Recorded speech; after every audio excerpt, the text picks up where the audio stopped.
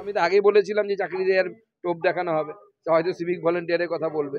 এখন এটাই তো চলছে। এখন আপনি মরে চাকরি পাবেন, জ্যান্ত অবস্থায় বাংলায় কেউ চাকরি পাবে না, পরীক্ষা দিয়ে চাকরি পাবেন। হয় আপনাকে মরতে হবে, হয় মদ খেয়ে মরুন, দেশি মদ খেয়ে, তাহলে চাকরি পাবেন, অথবা বোম বিস্ফোরণে মরবেন, তবে বাড়ির কেউ চাকরি পাবে। মানুষকে বোকা বানানোর একটা বুদ্ধি।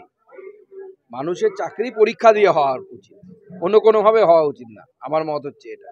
যদি আপনাকে পরিবারকে সাহায্য করতে হয়, পরিবারকে আর্থিকভাবে সাহায্য করুন এবং পরিবারের পাশে দাঁড়ান, এবং এই ধরনের ঘটনা যেন না ঘটে পরিবারে, আর কারো যেন পরিবারে এই ধরনের ঘটনা না ঘটে।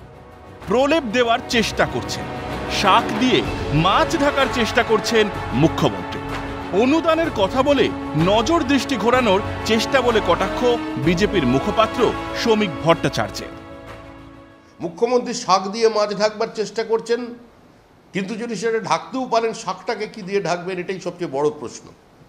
দ্বিতীয় জিনিস, মুখ্যমন্ত্রী আবার বোম তত্ত্ব থেকে মানুষের দৃষ্টিকে দূরে সরিয়ে রাখবার জন্য বারবার বাজির ক্লাস্টারের কথা বলে, আসলে যে প্রত্যেক বাজি কারখানার আড়ালে বোমা তৈরি হচ্ছে, তৃণমূলকে মারবে তার জন্য বোমা বানাচ্ছে, আর তৃণমূলের হাত থেকে বাঁচার জন্য যে বোমা আনছে, গোটা রাজ্যব্যাপী যেই বোমা শিল্প তৈরি হয়ে গেছে বাজি কারখানার আড়ালে, মুখ্যমন্ত্রী আজকে সুকৌশলে সেই ক্লাস্টারের গল্প বলে, তাদের একটু প্রলেপ লাগিয়ে দিয়ে, অনুদানের কথা বলে আজকে সেটা থেকেই তিনি দৃষ্টিকে দূরে সরিয়ে রাখবার চেষ্টা করছেন।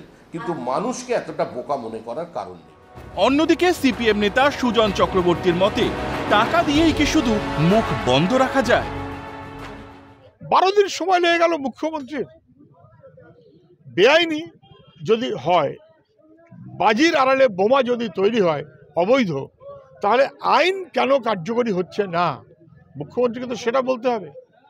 মদ খেয়ে মরলে 2 লাখ টাকা, আর এক্ষেত্রে টাকা, এই টাকা দিয়ে কি শুধুমাত্র মুখ বন্ধ করা যায়?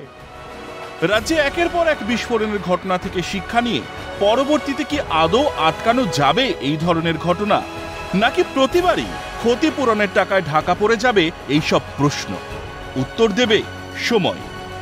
Bureau report, Calcutta news.